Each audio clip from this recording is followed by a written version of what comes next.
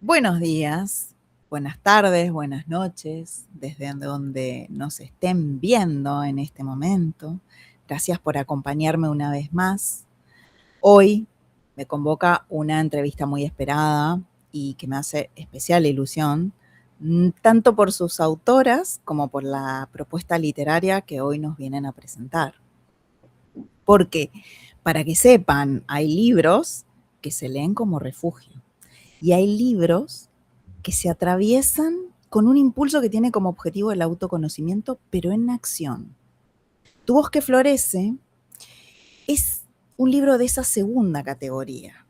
Más que una lectura lineal, propone una experiencia, un retiro de 7 días, una travesía narrativa donde el lector es invitado a caminar entre bosques visibles e invisibles, entre árboles vegetales y árboles familiares, acompañados por Yggdrasil como guía de un recorrido que parece moverse entre la memoria, la identidad y el propósito. La propuesta es singular porque no presenta únicamente conceptos, construye una ruta.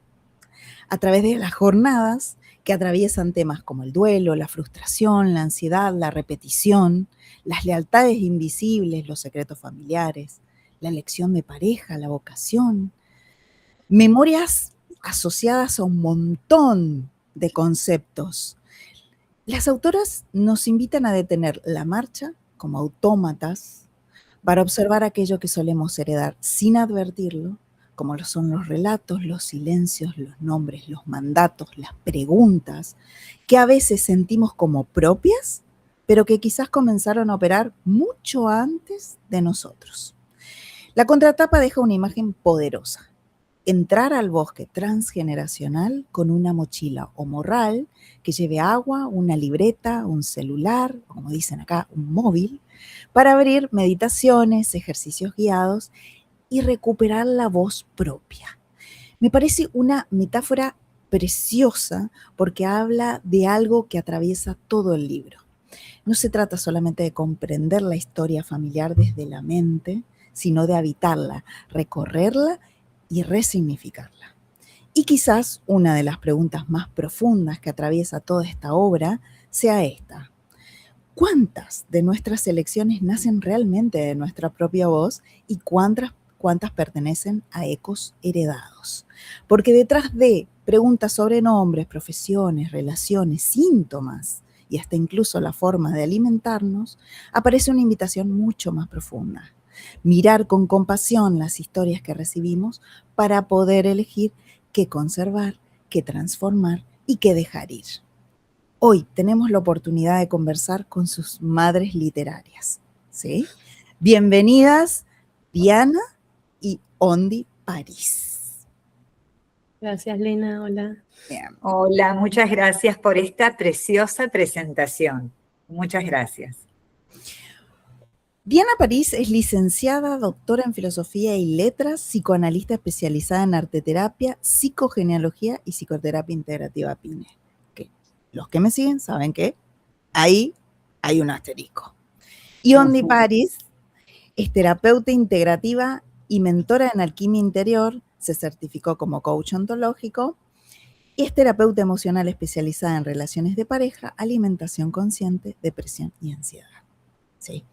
Ahora que tenemos a estas maestras, ¿sí? Pero aquí hay un tema, porque no están escuchando mal, es París por 2. ¿Saben lo que significa para mí? París por 2. Ya una me pone nerviosa. Cuéntenme, el título habla de una voz que florece. ¿Qué significa para ustedes florecer y por qué esta metáfora tiene una historia detrás? Empiezo yo porque me parece que puedo dar con el punto inicial de esta indagación que nos propones, Lena, y que tiene que ver con partir del arte, de la literatura. En realidad, el título de nuestro libro es una adaptación de unos versos de un poema de Javier Villaurrutia, que lo tenemos en el comienzo del libro, en el prólogo. Me voy a permitir leer lo que el texto original decía. Cae mi voz, y mi voz que madura, y mi voz que madura, y mi voz que madura, y mi voz que madura. Trabajamos esta expresión de juego semántico y fónico, pero pensamos que más que apelar a la quemadura, al lastimarse, a la piel que se quema, o a la madurez, que son los dos juegos semánticos que se pueden hacer, preferíamos darle el color, el perfume, la liviandad de lo que florece, como fuente de, justamente, de renacer, ¿no? Entonces, bueno, también en la tipografía del libro se juega con esa doble lectura posible. Tu voz que florece y tu bosque. ¿Dónde está tu bosque que florece? Bien. Para mí también tiene como otro significado detrás. Bueno, florecer es un verbo que está relacionado con el árbol genealógico, con las plantas, con estas formas de vida que arrancan siendo una semillita, que en potencia podrían serlo todo, pero todavía no son una semillita. Y para que esa semilla, que tiene toda la información dentro, vino con toda la información de cómo desplegarse en el mundo, de qué sí, qué no, qué puede y qué no puede. Esa semilla tiene información. Y cuando empieza a interrelacionarse con el entorno, con la lluvia, con el sol, con la tierra, con lo que lo va rodeando, empieza a desplegarse. Y a veces se despliega como lo que vino a hacer y a veces se despliega como lo que el entorno le empuja a hacer. Y no puede quizás desplegar y florecer lo que realmente venía a hacer, y por eso luego está la palabra propósito. ¿Cuál es el propósito de esa semillita? Y hay veces que lo puede desarrollar y desplegar y permitirse florecer, y hay veces que queda tapada por esa tierra o esos estímulos que vienen del exterior que no le dejan florecer. Entonces, en el libro invitamos a que podamos correr esos velos y desplegar lo propio, lo genuino, lo que realmente va a desplegar nuestra voz para florecer en ese propósito. Si tuvieran que definir un colectivo lector que se beneficiaría de esta obra y extender la invitación para alguien que jamás escuchó hablar de la narrativa del árbol familiar, ¿cuáles serían? Bueno, podríamos decir que todo aquel lector, lectora, que esté preparado para escucharse, para poner en primer plano la brújula personal más que la demanda exterior, que quiera vivir con propósito y con conciencia las elecciones, los objetivos, aquello donde siente que está en consonancia. No pondría un grupo etario, no diría jóvenes, adolescentes, jóvenes más, menos maduros, personas adultas, mayores. Diría que es un estado en realidad, un estado donde nos podamos sentir auspiciados por la conciencia. Y junto con conciencia a mí me gusta siempre mencionar la coherencia. La coherencia no tiene que ver con lo que viene dictado de afuera. El yo coherente es yo conmigo. Si puedo conectar con los yo conmigo de los otros que me rodean, sería maravilloso. Pero si no sucede, no sucede. Si el esfuerzo es más por afuera que por adentro, me desconectaría de mí misma. Entonces, si un propósito fuerte está concentrado en las páginas de este libro, es acompañar a ese colectivo lector que se beneficiaría con esta lectura, estás acompañado, estás sostenida. Vamos por encontrar tu semilla de conciencia y de coherencia. Y vamos a ir caminando diferentes momentos para que estas semillas encuentren su modo más saludable de salir a la luz. Me gustaría agregar la palabra autoconocimiento. Hay un momento en el que las personas vivimos por ahí más en el automático, en lo que la sociedad espera, lo que viene por el checklist de, bueno, me casé, tuve el hijo, la casa, ¿y ahora qué? Y eso puede venir a cualquier edad, ese momento de, hice todo lo que se espera de mí, no soy feliz, no me siento pleno. Entonces, también invitaría a la lectura de esas personas que están en ese momento de, me quiero conocer, quiero saber qué más soy, y ese autoconocimiento te invita a esa mirarse como en un espejo. El libro te va a traer espejos en distintas áreas de tu vida para que te puedas ver y conocer a un nivel profundo. Entonces es para esas personas que están en esa fase de hambre de conocimiento, y quiero saber más, y que están buscando, quiero saber por qué con mis parejas tengo esto, por qué con el dinero me vinculo así, por qué con mis familiares tengo esto, por qué trabajo del otro. Es como que abre puertas por varias áreas y te permite conocerte bien profundo. Perfecto. Para una persona que ya está dentro de la práctica clínica, que ya, ¿no?, es una población que viene siguiendo lo transgeneracional, bien sabe quién es Diana París, ¿qué criterios son determinantes para los que queremos entrar en esta práctica clínica para comenzar un análisis transgeneracional? ¿Y qué te hizo pensar, Diana, Ondi, qué pensaron para transformar este libro y que condense tanta información, ¿sí? Para los que sabemos y hemos leído mucho de transgeneracional, ¿cómo hicieron? Esta es la pregunta, ¿no? ¿Cómo hicieron para condensar tanta información en tan poquitas páginas y que guíe hacia la empiria individual?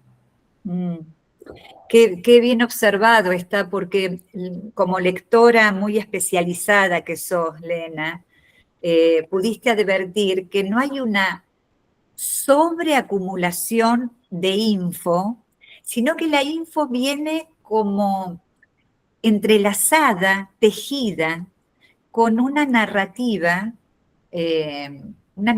casi ficcional, pero que podría ser absolutamente verdadera. Un grupo de gente que se reúne en un ámbito natural, en un bosque, pero podría ser otro espacio, a hacer un recorrido o lo que se llama un retiro, a hacer un detox de la vida más agitada del día a día. Y con esa estructura de lo narrativo ficcional, dar cucharaditas de información teórica lo hace más digerible. El trabajo fue muy intenso porque había mucho para decir, pero había que poder entrelazarlo con las historias de los personajes. Entonces, yo en mi caso, luego Ondi podrá hacer su relato de la propia experiencia, que tengo muchos libros escritos y que sé que toda escritura demanda luego una lectura de despojamiento del narcisismo para poder meter tijera en el propio texto del que me había enamorado en la primera versión, pero que sé que en algún momento esa primera versión necesita ser pulida, revisada, aliviada, que no hace falta decirlo todo, porque la parte que no está la completa el lector, confiar en el lector. Ese lector ideal es el que se anima al viaje y completa lo que no está dicho. No va a estar nunca todo dicho, porque ese es el chiste de los libros, que los lectores completemos los relatos, las historias. Entonces, el trabajo entre nosotras como coautoras, además trabajando a la distancia geográfica, estábamos a muchos kilómetros de distancia en dos países, en la Argentina y en Uruguay, pero el intercambio igualmente, gracias a la virtualidad, fue intenso, fluido, discutido. Nunca perdimos de vista la figura del lector, de la lectora, porque no se trataba de hacer un lucimiento académico. No, se trataba de ofrecer lo mejor para que cada uno pueda hacer en el viaje interno el reconocimiento de huellas, por ahí yo pasé, por ahí no pasé, pero a lo mejor pasaron mis padres. Y a lo mejor estaba la huella, pero yo hice un recodo y esquivé porque me daba miedo entrar ahí. Entonces, está planteado el camino, pero es un camino posible. El recorrido siempre es personal. Desde el cómo lo lograron, te puedo contar más de la cocina, que por ahí Diana, como especialista en psicogenealogía, dijo, bueno, quiero hablar de esto, y hizo una lista enorme de todos los temas de la psicogenealogía. Y fue como, bueno, ¿qué le puede pasar a una persona para que atraviese más de uno de estos puntos en un mismo personaje? Entonces, como ya de entrada habíamos declarado que queríamos que sean 7 personajes, para que sean 7 días de retiro, como si fuera una semana, como que estos personajes se van una semana a la montaña a explorar. Entonces fue como, bueno, ¿cómo hacemos para que cada uno de estos 7 personajes en sí mismo atraviesen distintas temáticas? Entonces fuimos juntando. Bueno, ¿qué le podría pasar a uno que tiene este tema con el dinero y este tema con la pareja y este tema con la mamá? Y ahí entonces abarcábamos algunos conceptos. Otro, bueno, esta tiene un tema con la vocación y con los hijos, entonces así fuimos como condensando en un personaje que fuera atravesado por diversos temas, porque somos seres que estamos atravesados por un montón de aristas, no es que somos un problema andante, no, tenemos distintas fases que nos atraviesan y ver cómo a veces están relacionadas fue también lo que nos permitió explorar tantos puntos en 7 días. Es muy difícil hacer la narrativa del healing fiction como género literario que está muy en boga en este momento, y muy argento aparte, ¿eh? Ojo ahí, porque le pusieron su firma. Pero, y a ver, yo estaba esperando mucho un libro narrativo que se suba a la ilusión de la ficción de Diana Paris. Ornella, vos hiciste magia.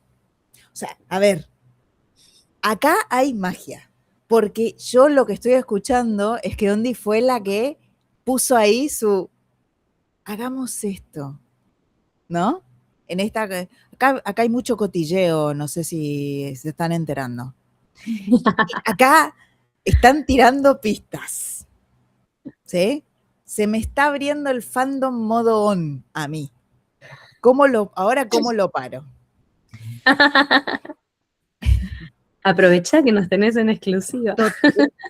Ahora me abrieron una puerta. Ustedes plantean, y acá viene ¿no? Con esto que lo pude detectar, ustedes plantean repetidamente la idea de un árbol, una carta, un mensaje. No voy a spoilear más que eso, pero es interesantísimo cómo, utilizando la ficción, van haciendo un recorte de caso, mucha casuística, asterisco, para los que nos dedicamos a esto, mucha casuística, mucha narrativa de calidad, ¿sí? Y mucha técnica. Y esto es un libro muy esperado. ¿Qué simboliza esa estructura? ¿Y por qué decidieron repetirla a lo largo de las jornadas? ¿No? ¿Tienen ustedes mismas algún árbol que represente la complejidad de su vivencia transgeneracional? Así como para seguir el cotilleo.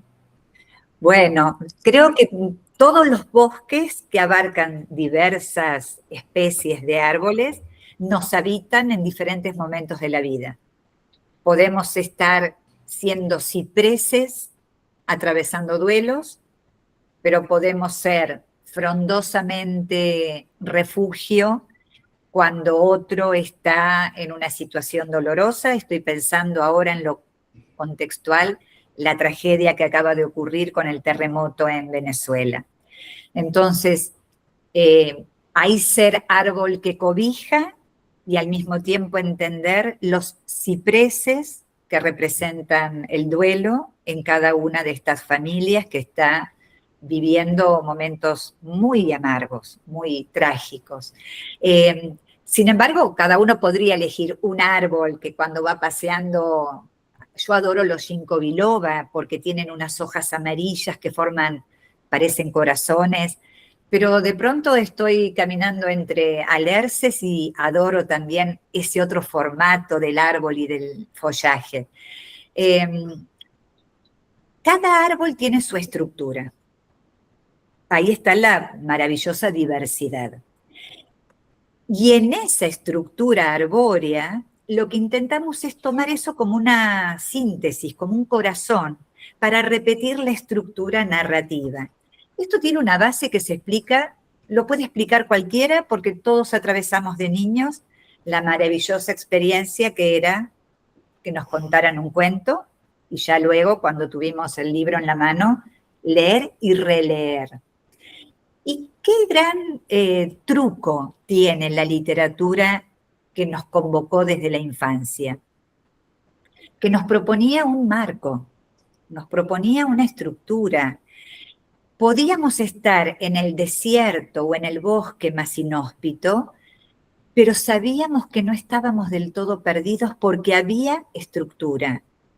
Había unos personajes fuertes, pero había unos personajes ayudantes y había un paisaje que tenía unos límites más seguros.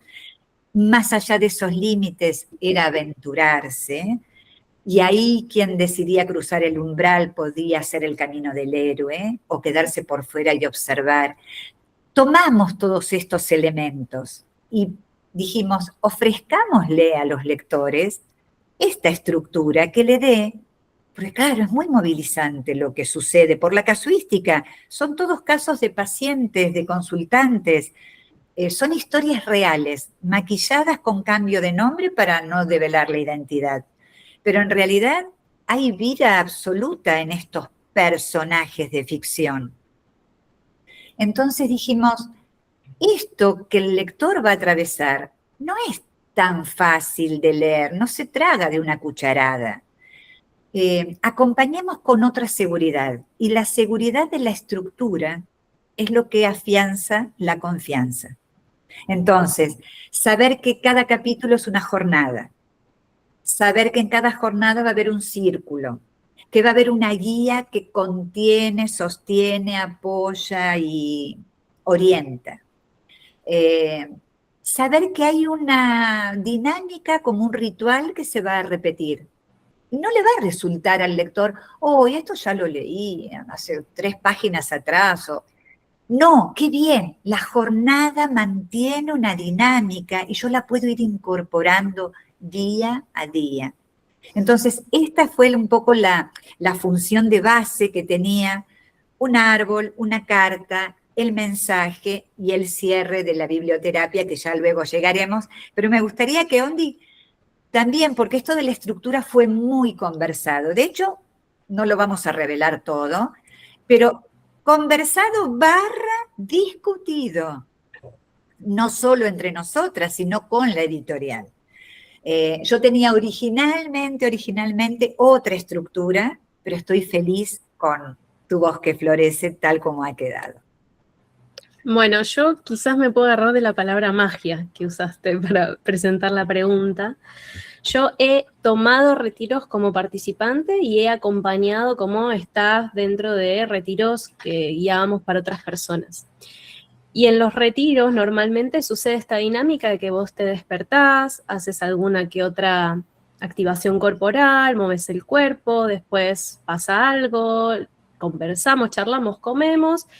Termina el día y pasaron un montón de cosas, se te movió todo, tomás nota y te vas a dormir como diciendo, wow, qué día intenso, y al otro día de vuelta, y cuando terminó esos 3, 4 días, una semana, vuelves a tu casa y es como que sos una persona nueva que llega porque vio tanto de sí, le pasaron tantas cosas que volvés a la vida, que parece que quedó todo igual, pero vos sos una persona nueva. Y justo en ese momento, cuando lo estábamos escribiendo, yo estaba con ganas de hacer un retiro a la montaña y muchas personas no podían trasladarse. Se les complicaba el momento de viajar, tomarse un montón de días para ir hasta las sierras donde yo lo quería hacer. Entonces, ahí surgió con Diana decir, ¿por qué no lo facilitamos en este formato de retiro, que quizás hay muchas personas que no pueden viajar y lo hacen a través del libro. Y en muchos retiros que yo he ido, estaba este ritual de que había por ahí un altar o un lugarcito con un mazo de cartas al estilo oráculo. Que el oráculo es un mensajito, te dicen algo y vos haces como una pregunta y lo levantás y te tira un mensaje. Entonces, lo que se nos ocurrió es, ¿por qué no? Cada personaje trae su historia y cuenta lo que sabe de su historia, pero ¿por qué no hay una información que se revela que el personaje a priori no conoce? O sea, cada uno de esos exploradores no sabía esto de sí mismo hasta que un mensaje lo confronta y, che, ¿cómo venís con este tema? Entonces te da una carta con la del amor, otra del dinero, otra, bueno, no voy a spoilear, pero cada carta levanta un velo y pregunta, ¿cómo venís vos con esto? Y de ahí sucede ese despertar de conciencia en ese área. Entonces las cartas nos permitían traer eso que llega como una pregunta insight que te despierta. Los árboles era algo más elegido por el personaje, entonces podía dar cuenta de eso que ya por ahí conocía. Entonces esto nos permitió jugar con esos niveles de lo que soy consciente y lo que me vuelvo consciente a medida que lo trabajo.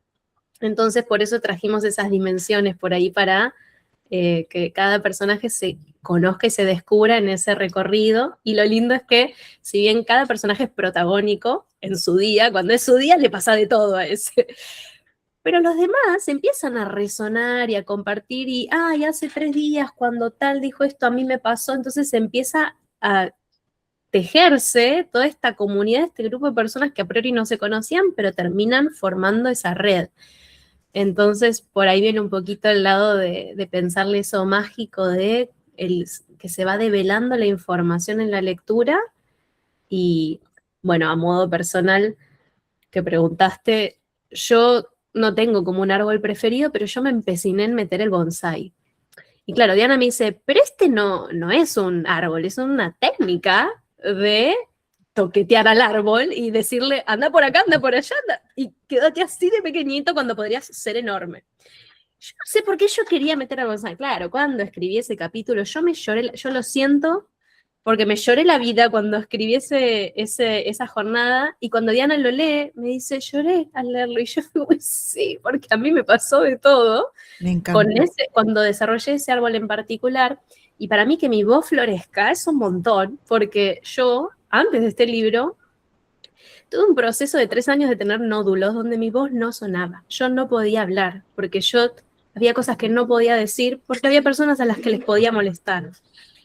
Y yo fui recortando mis ramitas para encajar, para que me quieran, para que mi voz sea la aceptada. Y todo el proceso que a mí me llevó de transformar eso para poner mi voz al servicio, abrirme un podcast, salir en redes y decir, bueno, esta es mi verdad, la florezco y la pongo al servicio, fue tan grande que cuando aparece el bonsai en el libro yo pude hablar desde ese propio proceso, no solo como decía Diana, son nuestros consultantes, nuestros estudiantes, las personas que vimos en sesiones, pero también hay pedacitos nuestros de la propia experiencia recorrida de las autoras, ¿no? Así que, bueno, quería así nombrar a ese árbol porque a mí me atravesó muchísimo y por eso la escritura estuvo muy sentida y posiblemente despierte sentimientos cuando lo lean. Y se notó, porque yo creo que con el bonsai lloramos todos. Desde Renato hasta Elisa me encantaron todos los personajes. Lo dije. ¿Tenés un preferido? No lo voy a decir. No lo voy a decir. Después nos contás. No, después. Porque en la entrevista las preguntas las hago yo. Muy bien, muy bien. Muy empoderada, muy bien. Hoy. En la jornada que trabaja el concepto de identidad, nos encontramos con un fragmento de biblioterapia hablando de lo potente que es la biblioterapia en esta obra, que me pareció un ejemplo muy válido para explicar el apego a una identidad que pertenece al pasado. ¿Querés contarnos de qué se trata, Ondi? Yo no sé si puedo leer un fragmentito Sí. de biblioterapia, Sí. o sí, por las dudas de que no conozcan este relato. No va a haber copyright. Okay. Es un relato, es un cuento zen. Los cuentos zen son metafóricos y encierran una enseñanza, es como la típica moraleja. Entonces dice así: la construcción del bote y la búsqueda. A orillas de un río, un alumno decía a su maestro que quería conocer todas las respuestas.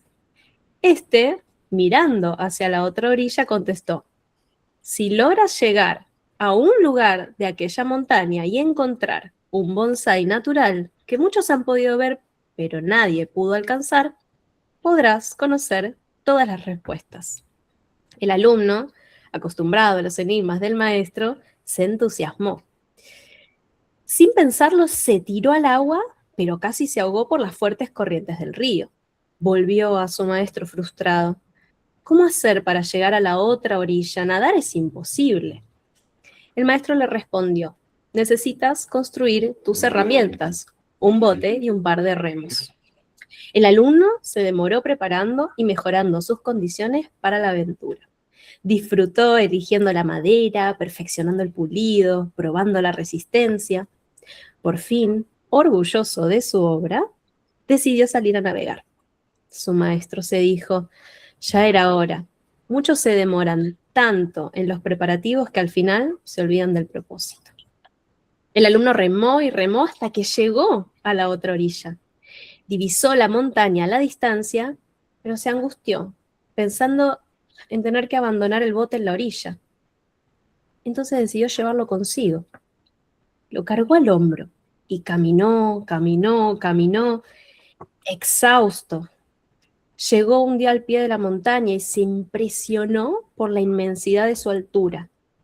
Intentó escalarla con el bote todavía al hombro, y cuando las fuerzas se le acabaron, lo arrastró. El bote, hecho para el agua, no sobrevivió entre las rocas. Malherido, como su constructor, al cabo de unas horas, sucumbieron ambos.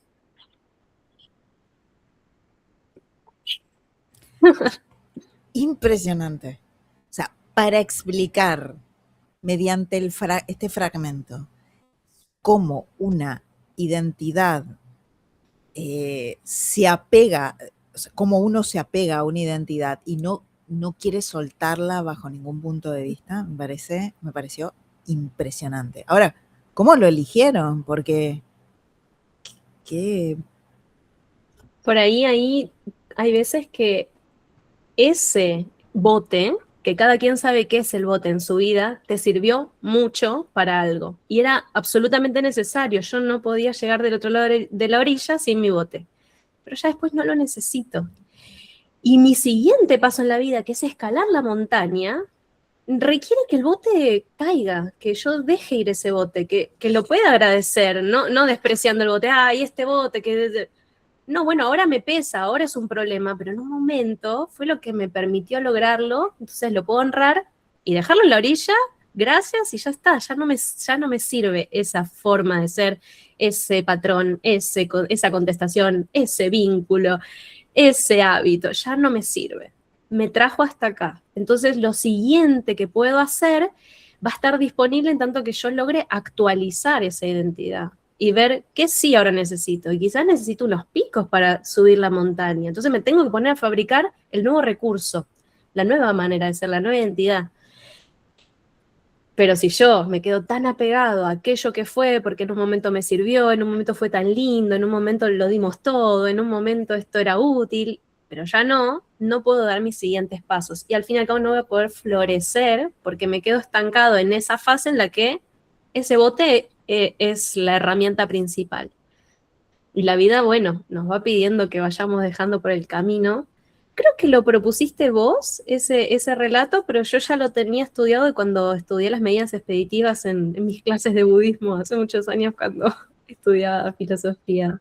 Sí, pasó a lo largo del libro que decíamos, teníamos un abanico, un repertorio de textos posibles, poemas, aforismos, cuentos, fábulas, fragmentos de novelas, leyendas. Y cuando lo traíamos al encuentro, lo conozco ese texto, a ver, ¿qué versión tenés? Cotejábamos versiones, revisábamos que esté con una narración más comprensible, en algunos hicimos adaptaciones.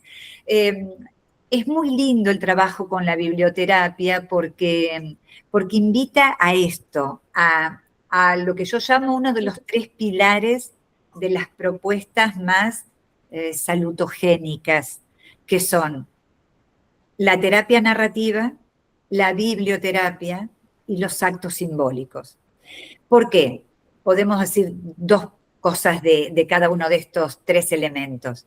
La terapia narrativa nos va a invitar a que ya tomemos la decisión de no seguir contándonos la misma historia familiar que nos han contado, que repetimos casi en automático, desafectivizadamente, porque ya me lo conté tantas veces el cuento, que me lo compré tanto que cero emoción. Bueno, la terapia narrativa invita a esto, y si lo narramos diferente, si te ubicas desde otro lugar, la biblioterapia, que para mí es uno de los grandes ejes de la salud emocional, como amante de la literatura, en maridaje con el psicoanálisis, me da un producto perfecto, tiene que ver con la biblioteca interna. Yo no le podría ofrecer a un consultante o un paciente un texto para leer juntos en sesión, o que lo lea y me cuente su efecto de lectura, o que lo transforme, se lo haga propio y utilice elementos de ese texto, pero le ponga la propia voz. Yo no podría hacer esto si primero no me atravesó a mí el texto. No podría decir, me parece que hay una novela que habla de la transmigración del alma, yo no la leí, pero, o sea, eso no sería hacer biblioterapia. Siempre lo atravesamos desde el propio lugar del efecto que en cada uno de nosotros como terapeutas, un texto de ficción, por eso me gustó cuando trajiste esto del muy argentina en este sentido, es verdad, sabemos que este género de la narrativa saludable es muy de Oriente, no sé, Japón, Corea, y por otro lado, todo el psicoanálisis inclinado a la psicogenealogía es muy francés, pero tiene derivaciones en otros países de Europa y también en Latinoamérica.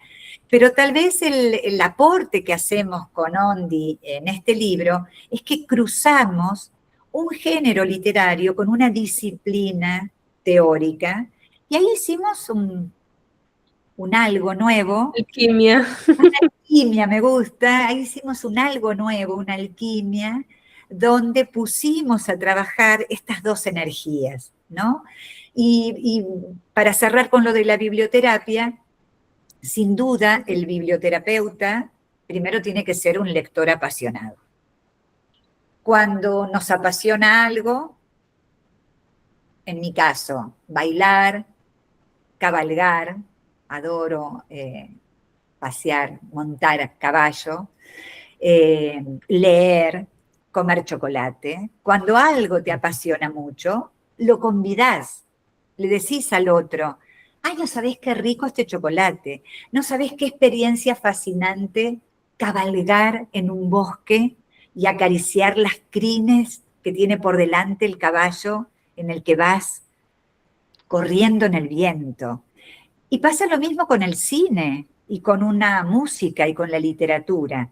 Lo primero que tiene que pasar es que sienta que algo transformador sucede. Julio Cortázar, en un texto que se llama Queremos tanto a Glenda, tiene una expresión que a mí me sirve como metáfora para definir la biblioterapia. Él dice que nunca se baja vivo de la cruz, tomando una metáfora crística. Se baja de otra manera, se baja transformado. Y yo tomo esa expresión para decir que nunca se sale igual de un libro. Se entra de un modo, se transita, se atraviesa y se sale transformado, alquímicamente transformado. También está la libertad de que digas, no me pasó nada. Y es lícito, no tocó ese punto, esa tecla.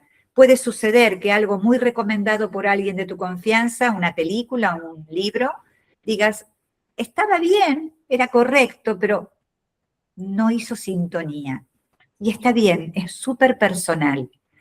Pero sin duda el biblioterapeuta tiene que tener un repertorio lo más amplio posible, porque tiene que encontrar con qué va a hacer sintonía ese consultante. Yo no le puedo dar a un consultante con un conflicto X y una edad y una experiencia de vida X que lea la Ilíada, porque la Ilíada es una obra que reclama una concentración y una disponibilidad que estos tiempos actuales, líquidos y fugaces, no nos permiten. Entonces, a lo mejor voy a seleccionar un fragmento y trabajaremos con eso. Pero a lo mejor hay un poema completo de Federico García Lorca que puede ser nuestro compañero de viaje en esto que queremos trabajar. Y lo otro es, el otro pilar, la terapia narrativa, la biblioterapia y los actos simbólicos. ¿Qué hago con todo esto? Ya me narré de nuevo mi historia, me posicioné desde otro lugar. Ya hice algo con el efecto de lectura que me propuso el texto literario que transité. ¿Qué hago ahora con esto? Construyo algo. Lo transformo en algo que pueda ser significativo para mí. Una carta, una piedra que voy a poner al pie de un árbol, ir al vivero de la otra cuadra de casa y comprar maceta, tierra y una planta que especialmente me convoque. Voy a hacer algo, porque no podemos quedarnos en el mental. Como me gusta decir, el lóbulo frontal, nos creemos que somos súper poderosos, pero en realidad es un porcentaje mínimo de todo ese universo increíble. Yo me pregunto, ¿para qué ir a la luna? Si todo el universo está acá, inexplorado. Bueno, y más barato que mandar cohetes y chatarra al espacio. Sería maravilloso que el universo a explorar sea este. Entonces, no se puede quedar solo en el mental este trabajo, lo tengo que poder integrar. Y un modo de la integración es la acción. ¿Qué estoy dispuesto a hacer de diferente luego de tener esta experiencia, esta revelación, este sacudón emocional? Bueno, con todo esto, ¿qué estoy dispuesto a hacer? Ese es el desafío. Fantástico. Ahora, a este respecto, ¿cómo se construye un guión de vida, pero nuevo, propio, auténtico, genuino, sin máscaras? ¿Y cuál es el momento donde una persona puede empezar a reescribirlo? ¿Querés empezar, Ondi? A ver. Yo creo que cuando vos detectes que la vida que estás viviendo no te hace sentido, que es como, che, estoy viviendo una vida que no elegí, que no me llena. Entonces, ahí ya hay una primera alarma, esa insatisfacción interna que pide revisar. Entonces, a partir de que surge ese llamado, le digo yo, que es como el corazón calentito diciendo, hey, vinimos para algo más. No puede ser que la vida se trate de esto tan rutinario y que no me llena y que no aporta, no me aporta, no le aporta a los demás. Entonces, ahí comienza un momento en el cual, como digo, empezamos a hacer autoconocimiento. Y cuando me empiezo a conocer, empiezo a despejar qué es mío y qué es de los demás, qué me dijeron que tenía que hacer y qué quería hacer. Entonces, cuando empezás a leer entre líneas, mirar todo tu recorrido y empezar a filtrar, esto sí lo quería yo, esto me vino más por mandato, esto no tengo idea, quizás hay un secreto de base sosteniendo, y empezás a investigar todo ese recorrido y decís, ok, ya lo vi. Y ahí viene la decisión, como decía recién Diana. ¿Qué voy a hacer con esto? Y ahí tengo que tomar ese poder de decir, bueno, voy a empezar a escribir mi propia historia y ahí viene todo el miedo porque qué sé yo si va a funcionar, qué sé yo a quién le va a gustar, qué sé yo si los que escribieron la historia para mí me van a aceptar si yo ahora escribo mi propio guión. Entonces ahí hay todo un proceso para atravesar ese primer miedo y poder animarte. Y bueno, desde mi lado, como decía recién Diana, de la integración para mí también es sentarse a sentir esas emociones, decantarlas hasta que pierdan poder, porque la emoción tiene poder sobre mí mientras yo la ignoro y no la escucho. Pero si yo me detengo a mirarla, a escucharla, a preguntarle, a ver, ¿a qué le tenemos miedo? A ver, ¿es posible realmente que pase? Porque a veces la historia que se cuenta a la mente es más terrible de lo que después pasó. Ir despejando esos miedos y finalmente dar el paso. Puede ser muy chiquito al principio, no hace falta el gran paso. Pequeños pasitos y que vos le des a tu cuerpo el 2.0, el 3.0, ir actualizando, decir, ok, lo hice y no pasó nada, ok, sí se enojó un poquito tal, pero no se murió nadie, o sea, puedo seguir. Bueno, a ver, doy un poquito más, a ver qué pasó, chequeo. Pude. Y esa confianza se va ganando en esos pequeños gestitos que te empiezas a hacer más grande hasta que un día alguien te ve y no te reconoce y te dice, vos antes no podías ni hablar, no podías hacer nada y ahora te animas a esto. Sí, porque construí paso a paso ese nuevo guión. Es como cada línea es escribirla cada día, probarla, ponerla en juego, a ver qué pasa y sí, va a haber gente que quizás no le guste y también va a tocar ahí integrar el rechazo. O sea, primero integramos el miedo y después integramos, oh, no les gusté, me dejaron afuera, perdí algo. ¿Pero qué gané? Sí, perdí algo, pero gané algo más grande, que es yo misma, mi genuinidad, mi ser yo. Eso tengo por ahí para aportar. Sí, y también esto del miedo, no validar el miedo. Arcaicamente necesitamos ser cuidados, porque sin cuidado somos la especie más vulnerable.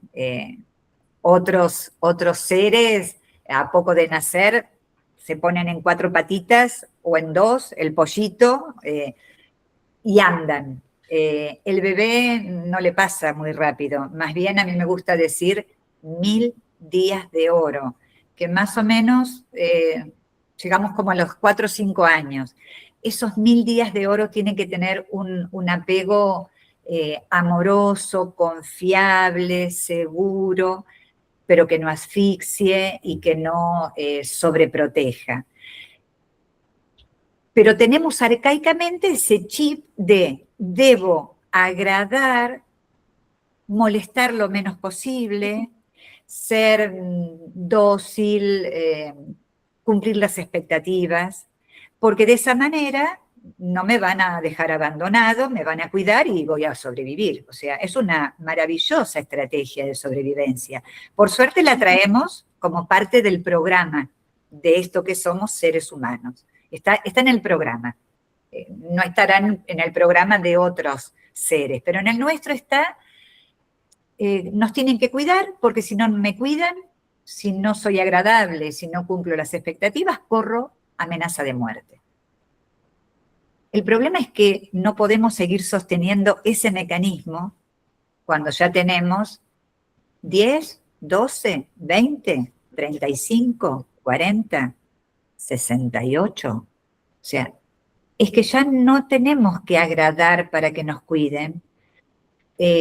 Antes dije 10, 12, 15, agradar un poco menos y mostrar quién soy y decir, ojalá te guste esta versión, que es la más auténtica que tengo para mostrarte, pero ya no quiero seguir usando los decorados que usaba hasta ahora para que todo el escenario cierre de acuerdo a las expectativas.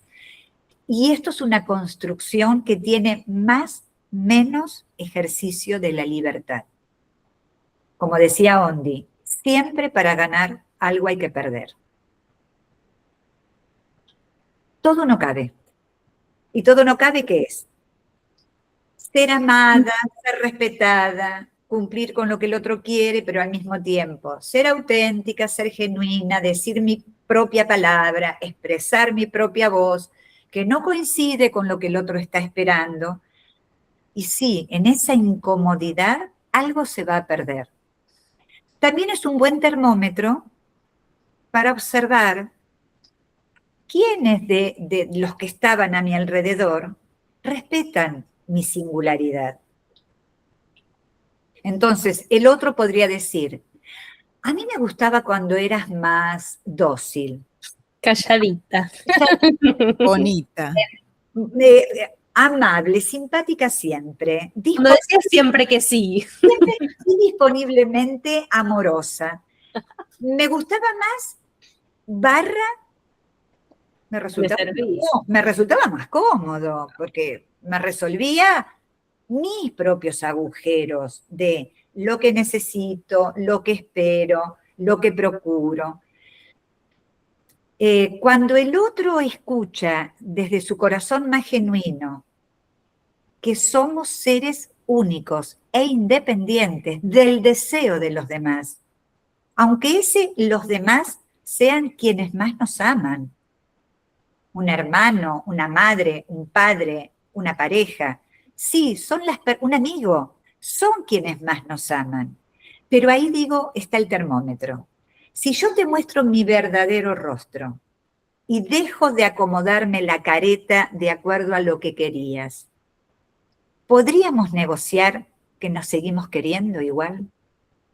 ¿Hay algo esencial que todavía nos mantiene unidos para que este lazo permanezca en la singularidad de cada uno, aunque no cumpla tus expectativas, porque yo tampoco seguramente cumplo las tuyas ni vos las mías? Pero el vínculo está por encima. Ahora, cuando alguien descubre, ¿no?, que está viviendo esa historia que se siente ajena, o cuando está reviviendo un trauma transgeneracional, ¿cuál es el primer paso y cuáles son las pistas que debe seguir, ¿sí?, que encontramos en esos comportamientos que pueden guiarnos en el proceso? Sí, sí. A mí me gusta decirle a los pacientes que lo que está muy exagerado en lo personal, no sé, mucho miedo a la lluvia, pánico ante la oscuridad, estar en lugares de naturaleza abierta, comer en casas ajenas, lo que fuere. Todos podemos tener estos sentires. Cuando algo de eso se expresa de una manera explosiva, que invade otros ámbitos, que está como muy sobredestacada, ahí hay una exageración.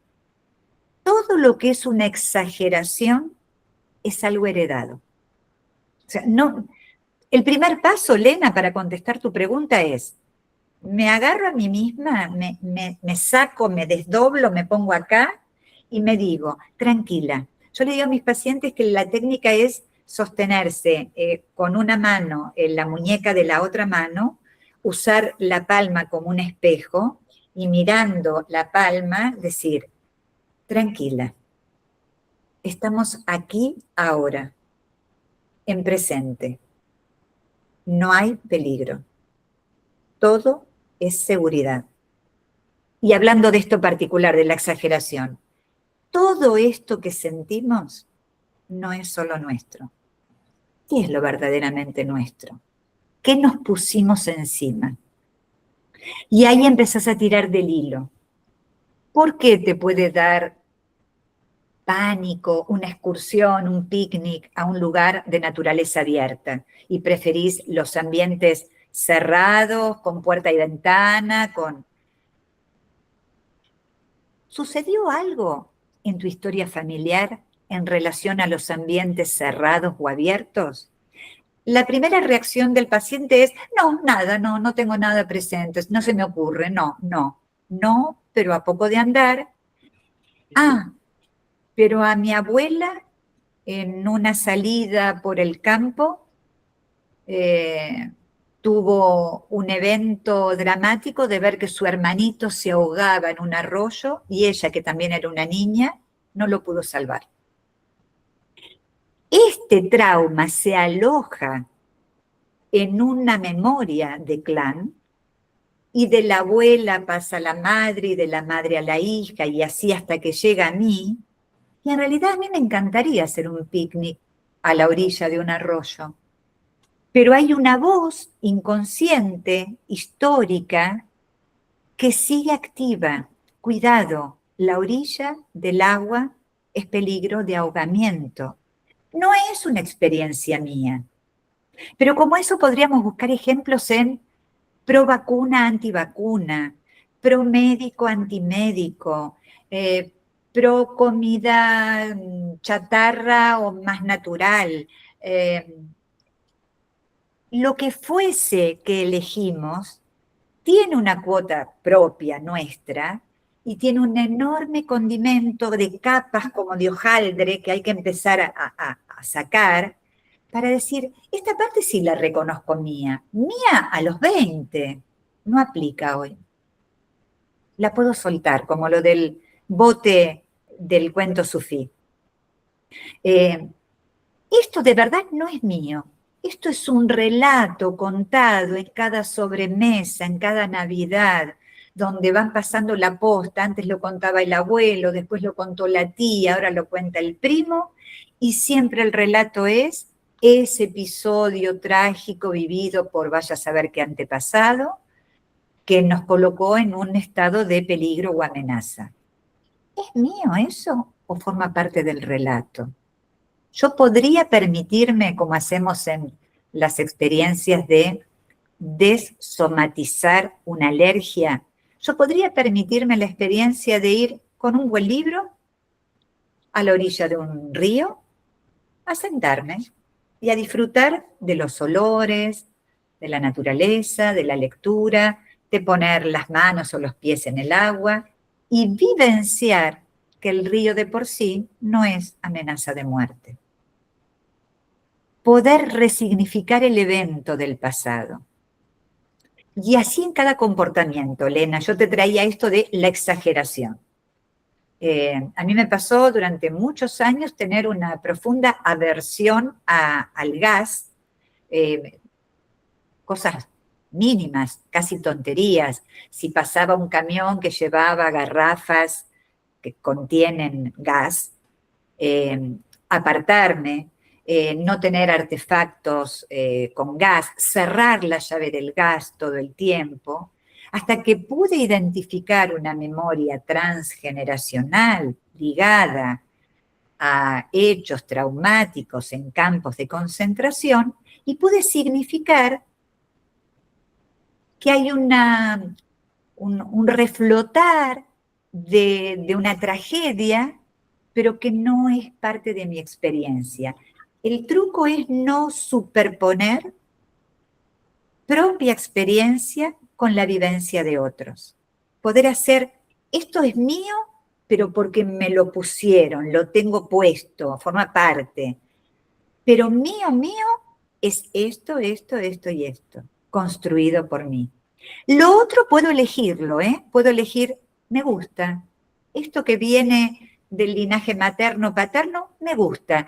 El amor por hacer huerta orgánica. Y si me gusta, me lo quedo. ¿Qué problema hay? No es que porque venga de generaciones pasadas lo desecho, pero tener la posibilidad de armar el propio guión de vida. No que esté narrado por otro y yo soy un personaje dócil que sigue el libreto sin mover una coma, porque lo que se va a mover después es el funcionamiento orgánico. Lo vamos a llamar síntoma. Y cuando vayamos al médico, le va a poner la etiqueta de una enfermedad. Y en realidad siempre estamos a tiempo de revisarnos para ver lo que no es coherente, porque si es coherente, no hay enfermedad. Hay un capítulo que habla sobre migración, secretos y pertenencia. No voy a decir que es mi capítulo favorito, pero sí. Pero ya lo dijiste. En este capítulo ustedes escriben sobre el síndrome de Ulises, los traumas del exilio y algunas pinceladas de psicodermatología, lo cual ya, ¿no?, completa el fandom total. ¿Qué observaron sobre las huellas que dejan las migraciones en las generaciones siguientes? ¿Y cómo se expresa el estrés migratorio en la vida emocional y fisiológica? Ondi, tu personaje, ese personaje que lo creaste, amo ese personaje, porque además tiene un costado, no lo vamos a spoilear todo, pero tiene un costado de, se produce una revelación pero para que algo se revele, tengo que salir del confort de casa. En el corrimiento de lo que es cotidiano y habitual, puede aparecer una verdad que estuvo siempre en mí, pero ahí no la iba a descubrir. Tengo que moverme, encontrar, para regresar transformado. Ese personaje es adorable. Para mí también de los que Adorable. Inclusive en la magia de esa carta en particular, que cuando el personaje saca la carta no puede leer el mensaje, es como, hay algo acá para mí, todavía no estoy listo para verlo, porque tienen que pasar cosas para que ese mensaje se le revele. A mí me viene como traer por ahí algo más personal, que es que durante el proceso de escritura yo estaba migrada, estaba fuera de mi zona, de mi casa, y que algo de lo que, si bien fue elegido y disfrutaba del lugar, y no me fui, creo que esto fue lo más difícil, yo no me fui porque estaba mal donde estaba, me fui como para probar nuevas cosas de vida, pero yo no era infeliz donde estaba, no me fui escapando de nada. Entonces no era como, no, pero bueno, es vida nueva porque de donde me fui no lo podía soportar. No, yo estaba bien, estoy bien acá, estaba bien allá. Entonces era mucho vivenciar el dolor de ese desarraigo, que es como un desgarro, como si una parte de la persona quedara en un lugar y yo estoy acá, pero me falta como un miembro, una parte de mi tejido. Y es muy doloroso esa experiencia, sentirla, elaborarla. Es como, estoy bien donde estoy, pero hay una parte mía que está perdida en otro espacio. Como ir a recuperarla, ¿no? Y yo tenía muchas migrañas todo ese año. Le comentaba a Diana, yo escribía, no escribo más pues estoy con migraña. Bueno, fue un año de atravesar mucho eso. A ver.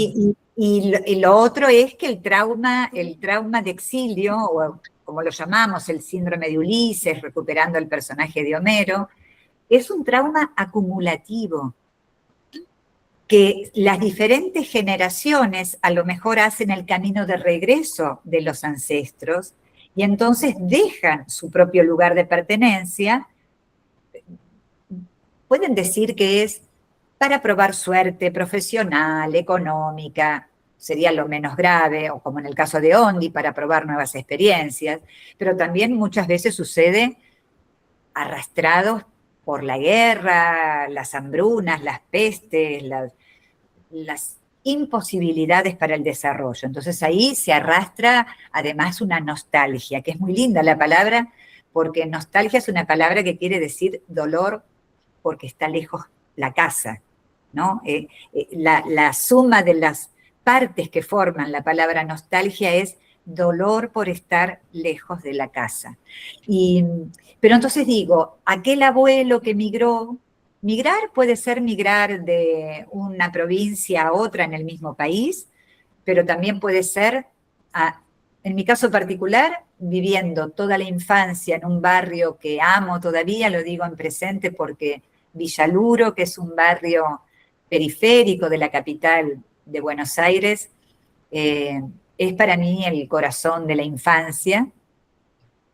Cuando migramos a la provincia de Buenos Aires en el comienzo de mi adolescencia, estábamos a 50 minutos de distancia, 1 hora. Eso es de un impacto emocional muy fuerte, porque es dejar lo conocido, lo seguro, el ambiente familiar, la escuela, los amigos, el barrio, en un territorio ajeno. Entonces digo, no estemos solo pensando en migraciones de se tomaron un barco o un avión. Hay migraciones más cortas, hay migraciones internas. Cuando nos transformamos, estamos migrando los estados. Pero lo que acá quiero decir es que cuánto de traumático puede ser un movimiento migratorio es correlativo a cuánto se habló de eso. A ver si lo puedo explicar. Si aquel ancestro que dejó su tierra natal, digamos, abuelos o bisabuelos italianos o españoles que desembarcaron en América, si pudieron ponerle cuento, relato, palabra, si pudieron recordar situaciones de origen, si pudieron expresar la tristeza por no manejar la lengua del nuevo territorio. Cuanto más se haya puesto en palabra, menos cargarán los descendientes del peso que significa un episodio migratorio. Cuando eso está vedado, cuando de esto no hablemos, eso ya quedó atrás, aquello era la guerra, quedaron hermanos a los que nunca volví a ver, la casa natal tal vez está destruida. Cuando eso quedó silenciado, no se borró, no es mágico, ya se silenció y desapareció. Se enquista, se produce lo que se llama un proceso de incorporación. Lo que no puedo poner en palabras, se pone en el cuerpo. Entonces, los efectos migratorios, no dijo casualmente la migraña, Ondi, en mi libro Secretos Familiares yo le dedico todo un capítulo a secretos y salud, que es donde hablo de las migrañas y donde hablo de las migraciones. Hay toda una línea de investigación sobre esto, ¿no? Porque es un permanente disco rayado del pensamiento sobre cuál es mi lugar en el mundo. ¿Es el lugar de mis raíces? ¿Es el que yo construí? ¿Es el que elijo, que no es ni uno ni otro? No es ni Italia ni Buenos Aires, es Ucrania. ¿Dónde está la verdadera migración del sujeto? Y ahí aparecen ciertos síntomas. Uno que vemos muy a repetición es la falta de referentes. Cuando la migración no nos da la seguridad de estar disfrutando de la convivencia con otra cultura, aprendiendo, integrando, adaptando, sumando en lugar de ellos esto, yo lo otro, ellos para allá, nosotros para acá, sino cómo lo podemos integrar, cómo se enriquece la diferencia. Cuando eso es posible, la migración abre universos, porque claro, es otra lengua, otra cultura, otras tradiciones, y eso me enriquece como sujeto. Cuando estoy encerrado en mí, lo otro es hostil. Y empiezo a hacer una sobrecapa acumulativa de efectos que tienen que ver sobre todo a nivel, no me voy a poner teórica acá, Lena es súper especialista en esto, pero hay dos sistemas que hablan el desarraigo. Uno tiene que ver con todo el sistema renal, porque lo renal rige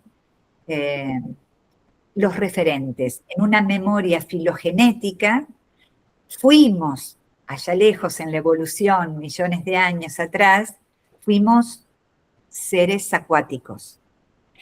Los riñones hablan lenguaje líquido.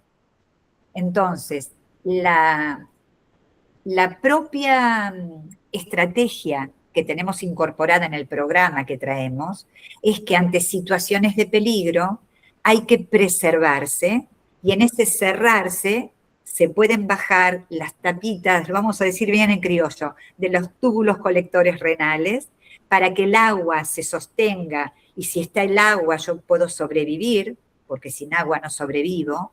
Pero entonces algún exiliado dice, no le veo la relación entre esto que me está pasando a nivel renal y esto otro que pasa que no me adapto a esta nueva cultura, me siento incómodo, me veo discriminado, señalado, etc. El otro gran sistema es la piel. ¿Por qué? Porque el gran conflicto que expresa todo lo dermatológico es el conflicto de separación. Entonces, ¿cómo vivo la proxemia? ¿Cómo vivo más cerca, más lejos? Lo vivo con entusiasmo, por nuevas experiencias, lo vivo con nostalgia, me pesa lo que ya no tengo a mi alcance. ¿Cómo lo estoy viviendo? Y ahí examinar. ¿Aparece de un modo inexplicable una psoriasis? ¿Aparece un vitiligo? ¿Aparece una dermatitis atópica? Porque ningún dermatólogo, me voy a corregir, tal vez la mayoría de los dermatólogos no le van a preguntar a su paciente, ¿está usted atravesando un conflicto de distancia, separación, o demasiado cercanía con algo que rechaza, le va a decir, a ver, esto es, a ver, pica, da ardor, ponga esa cremita. Marchó. La cremita calma el picor un rato, pero si el conflicto sigue, no hay cremita para el conflicto. Entonces, lo renal y lo dermatológico pueden ser dos pistas de cómo estoy atravesando la experiencia del exilio.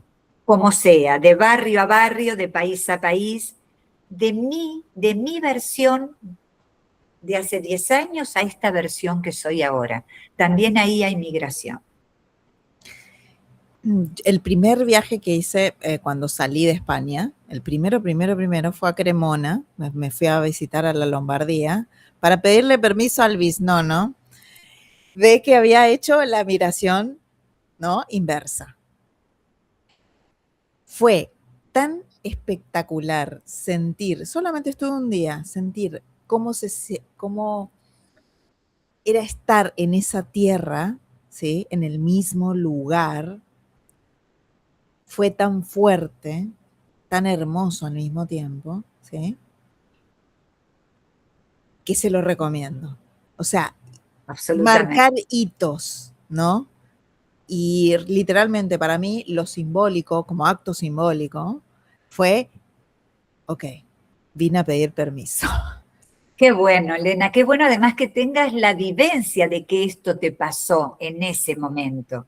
Yo cuento en mandatos familiares mi primer viaje a Génova, parada en el mismo terraplén de donde todavía hoy zarpan los barcos, en el mismo lugar donde seguramente a sus 17 años se paró mi abuelo Emilio París, con un ticket de tercera o de cuarta, si no viajó de polizonte, no lo sé porque no se hablaba, y salió de su Rieti natal, un pueblito cercano a Roma, subió a Génova, tomó el barco con 17 años y llegó al puerto de Buenos Aires.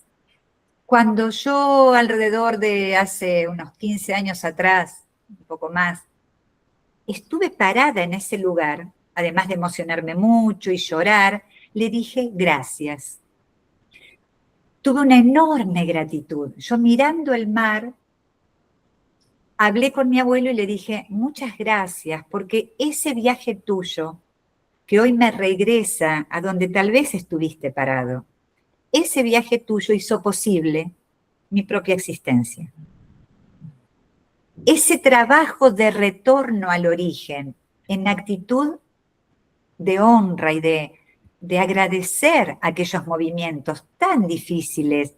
No es como ahora que con una aplicación compro el boleto y con otra aplicación prácticamente me traslada en penuria económica, en desestructuración familiar, con el escenario de la guerra alrededor, con mucha intemperie emocional. Había que poder hacer esos viajes. Entonces ahí aparece otra palabra muy interesante para sumar acá. ¿Desde qué lugar juzgamos a los mayores?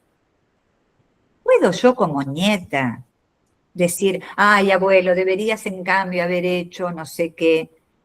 A ver, desde este lugar cómodo, con el móvil en la mano, con todos los servicios a mi disposición, con un entorno donde no hay guerra, hambruna, bombardeo.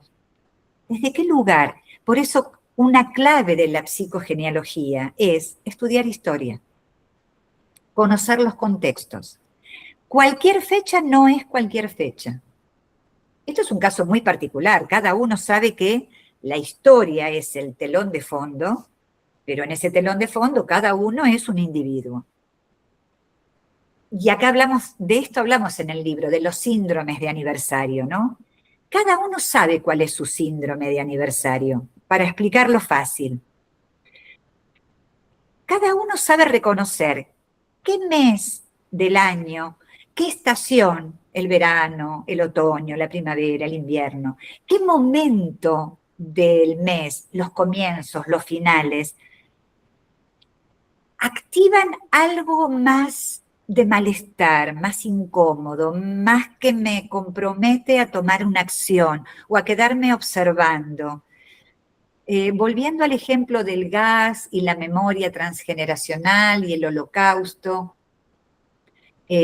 la Segunda Guerra Mundial empieza y termina en los septiembres. Para mí son meses muy difíciles los septiembres, en lo biográfico personal.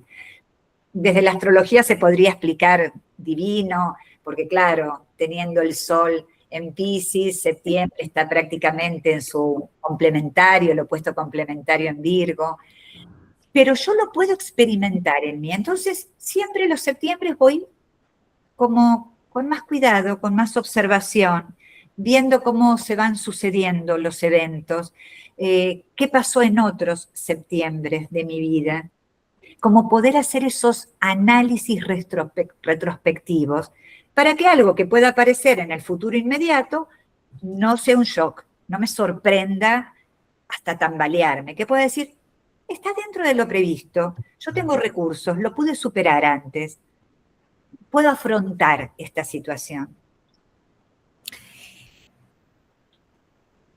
Ustedes hicieron una inauguración de un concepto que cualquiera que lea el índice va a decir, mirá, hablan de IA. Pero en realidad proponen el término integración alquímica e investigación ancestral que tiene esas siglas. ¿Qué diferencia hay entre comprender intelectualmente una historia y realmente integrar lo aprendido en la vivencia actual que nos regalan estos dos términos? Joven. Bueno, yo hablo de la alquimia, si quieren. La alquimia tiene 3 fases: la nigredo, que es el descenso a conocer la sombra, a ver eso que está oculto, que no había visto, que es de lo que venimos hablando, ese momento de me conozco y veo lo que no había visto. Cuando lo veo, entramos en la albedo, que es la fase de claridad, que es el blanco, es la obra en blanco, es como, ahora lo veo, ahora soy consciente, ahora pongo luz donde antes no la había. Hasta ahí no hay alquimia, no hay integración, porque solo lo vi. Me calmó un poquito, pero solo lo vi. El tercer paso de la alquimia, que es la rubedo, la obra en rojo, es cuando ahora yo lo encarno. Ahora mi cuerpo puede hacer algo diferente. Ahora el patrón se rompe, porque al verlo puedo crear, puedo elegir, puedo decidir algo distinto. Entonces la alquimia tiene estas 3 partes, digamos, esas 3 fases de exploración y de transformación de la materia. Los antiguos alquimistas transformaban el plomo en oro, pero que metafóricamente son estos dolores, estos traumas, estos vacíos, estos miedos, y los transformo hasta adquirir un nuevo color, una nueva emoción, una nueva manera de ser y estar, que ahora me permite hacer algo diferente. O sea, para mí la integración y la alquimia sucede cuando ahora algo se transformó al punto de que ahora puedo crear una realidad diferente, ya no quede encadenado a eso del pasado, a ese trauma o a esa vivencia de mi ancestro. Hasta que yo no lo vi, la replico, está exagerado, me duele, me enfermo, síntoma, todo lo que venía trayendo Diana. Ahora, cuando yo abro el árbol y lo veo, pongo luz, vivo el dolor que haya que vivir, que quedó ahí pendiente, como alguien que se haga cargo de esto que dolió y nadie lo quiso sentir, bueno, me toca a mí que abrí el árbol, siento mi lloradita. Libero eso que quedó esperando que alguien agarre la papa caliente, como dice siempre Diana. Bueno, listo, me hice cargo. ¿Y ahora qué hago? Ahora me siento a la orilla del río a leer un libro, tranquila, sabiendo que no me voy a ahogar. Ese es el final de ese proceso en donde realmente hay una transformación, y no solo como en la inteligencia artificial, que lo único que hace es recopilar datos y ponerlos todos juntos, pero no hay transformación, no elabora, no crea. Agarra todo lo que ya existe y te lo da como algo medio masticado, pero vos lo ves y son todos los textos iguales, todas las ideas iguales, genéricas. No hay un proceso donde yo me apropio, lo encarno y en mí misma creo algo que antes no existía, que es la nueva posibilidad. Eso de mi parte de la inteligencia.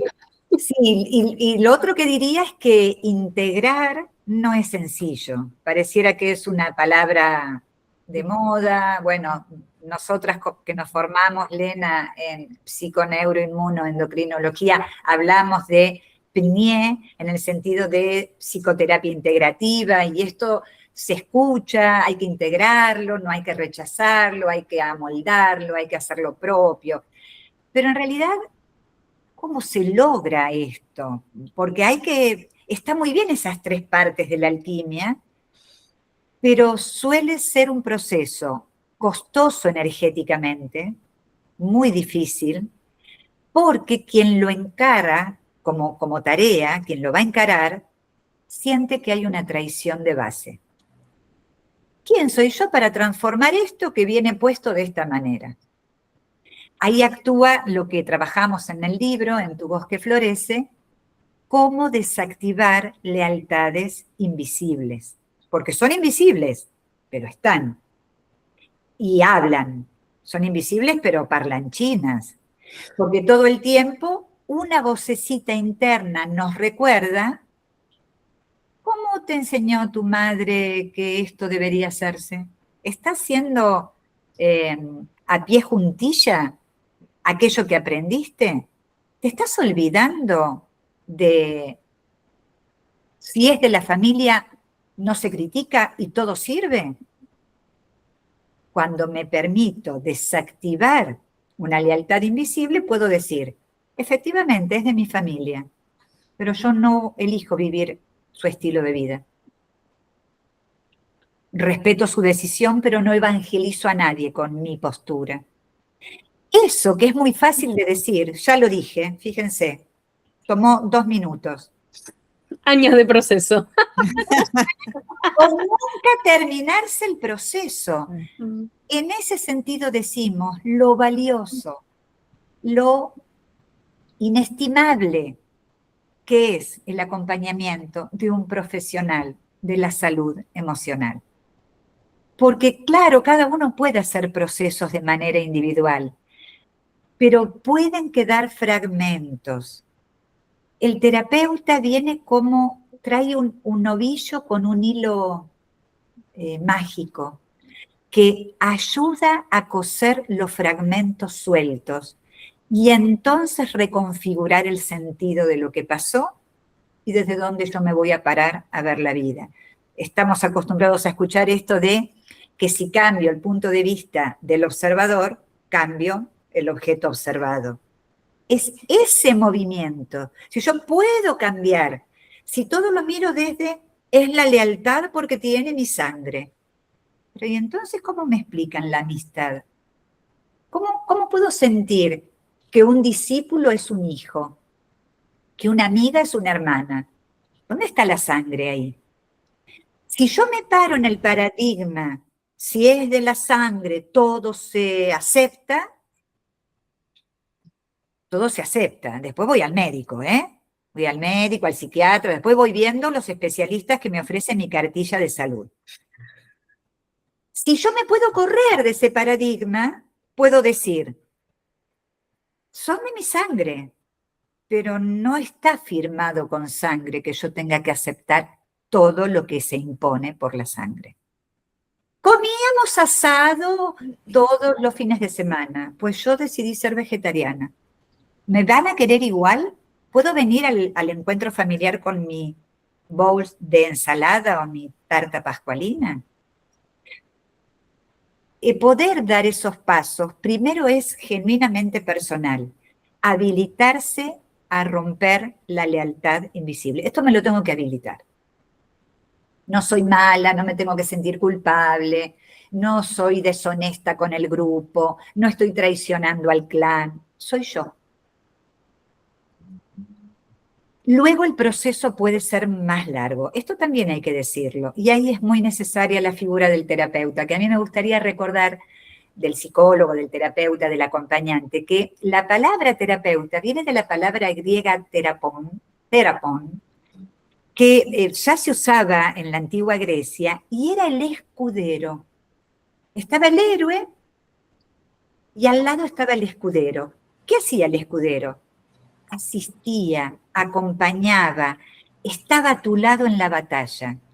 La batalla no la puedo hacer yo por el paciente, pero el paciente sabe que, a mí me gusta la imagen de, yo llevo el farol acá arriba Y según te muevas, te acompaño con el farol, pero para que veas dónde está la luz que buscas.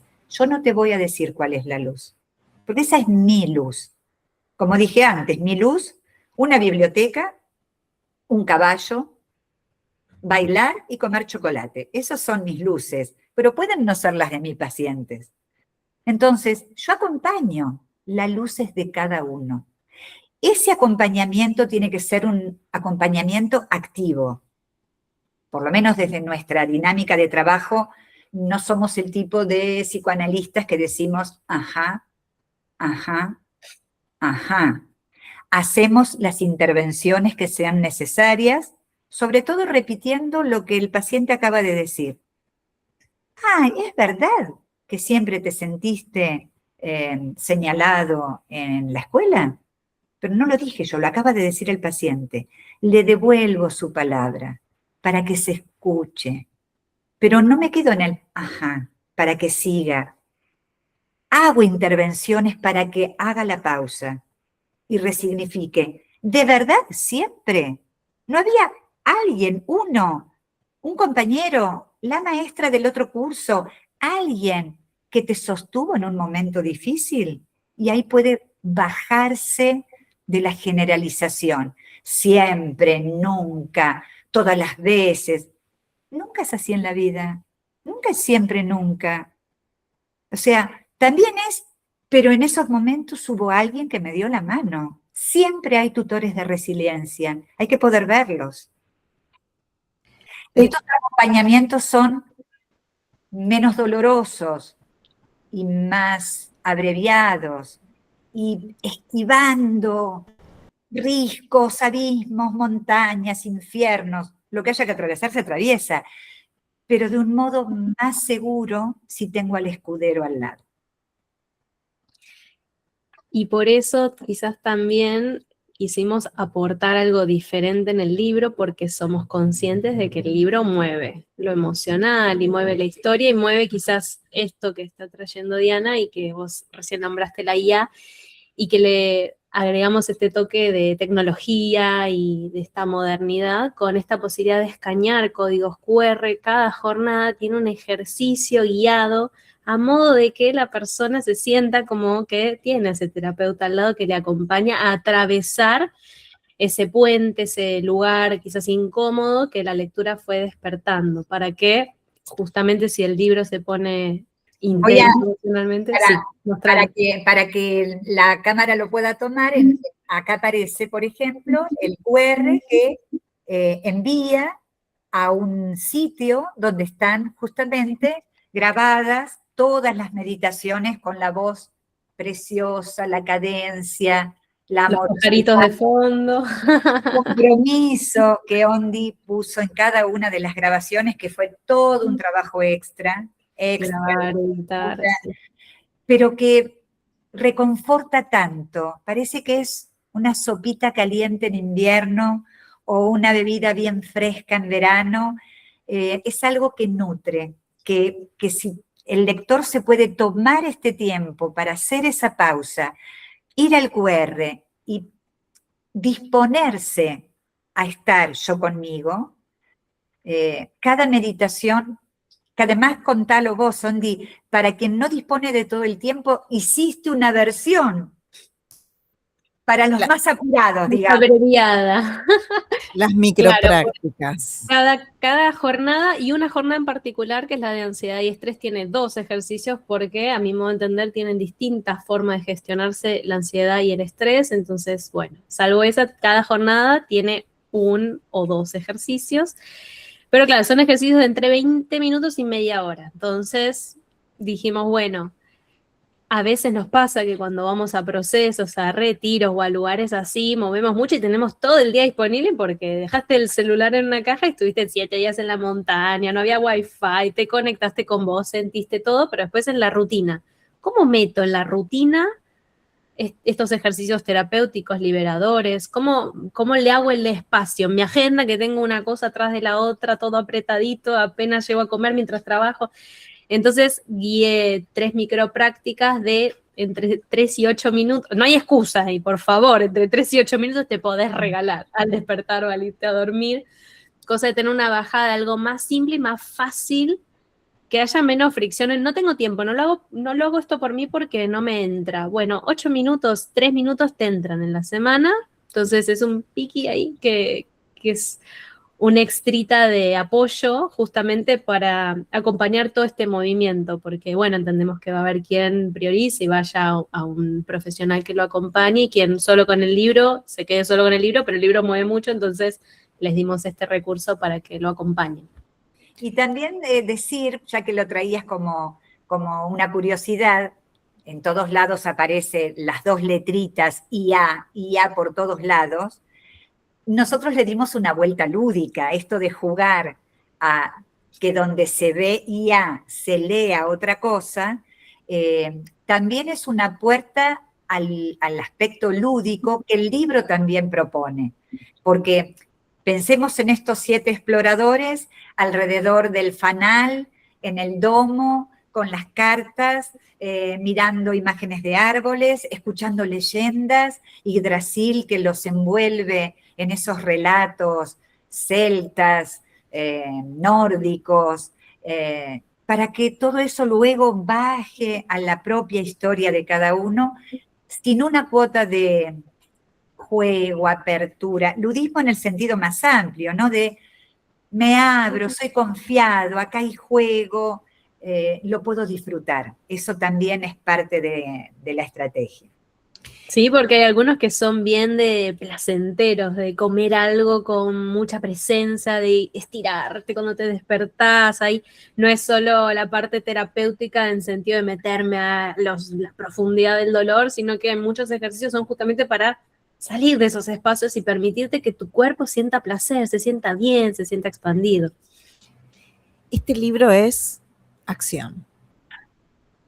Este libro no es, si van a buscar un libro que solamente puedan encontrar conceptos, no es el libro. Este libro lo tiene todo. Pero no quiero terminar esta entrevista sin preguntarles a ustedes que comparten un árbol, una memoria transgeneracional, una historia familiar, si su linaje pudiera regalarles en una frase lo que les agradecería su linaje por escribir este libro, ¿cuál sería? Qué interesante, sabés que nunca lo había pensado, yo lo había pensado desde mi lugar, ¿qué le agradezco yo al linaje? Pero ¿qué me agradecería el linaje? Cosas diferentes en ambas ramas del árbol. El linaje materno a mí me agradecería ponerle palabra al trauma. Y el linaje paterno me agradecería a animarme a la autenticidad. Pensé algo muy parecido, como dejarte ver, mostrarte, como pensando por ahí en todas esas mujeres que quedaron invisibilizadas por el camino, como, bueno, vos sí, nos pudiste hacer ver a todas a través de ponerte ahí. Y poner palabra en el sentido de nombrarlo, no dicho. Sí, pensé con otras palabras lo mismo. Y somos del mismo árbol, por eso también. Muchísimas gracias por aceptar esta invitación. Realmente ha sido un placer escucharlas, por eso me van a ver que intervengo muy poco. Realmente espero que aquellas personas que adquieran el libro puedan sacarle el provecho que alberga este tesoro en clave transgeneracional. Realmente lo espero, porque de verdad han escrito un tesoro. Así que muchas gracias. Me encantó lo que dijiste, que este es un libro que propone acción y me parece que es una definición preciosa por todo el movimiento que significa. Somos nosotras las agradecidas, sabemos que desde tu comunidad el libro va a florecer en otras manos, en otros corazones y que lo pueden conseguir por diferentes plataformas porque todavía no se ha distribuido a todos los países, pero muy bien. Lena va a poner en el Zócalo cómo llegar hasta el ejemplo. ¿Cómo llegó a estos lares? Exactamente, llega a todos los lugares, a todos los rincones, es solo buscarlo, tirar de una raicita y el árbol se hace presente y tiene la generosidad siempre de revelar todo aquello que nos duele. Y si queda revelado, tenemos la libertad de poder hacer algo con eso. Muchas gracias, Lena. Muchas Gracias, gracias infinitas por darnos Gracias este a ustedes. espacio. Bueno, que tengan una buena jornada, lo que nos están escuchando. Espero que la hayan disfrutado. Nos vemos en la próxima.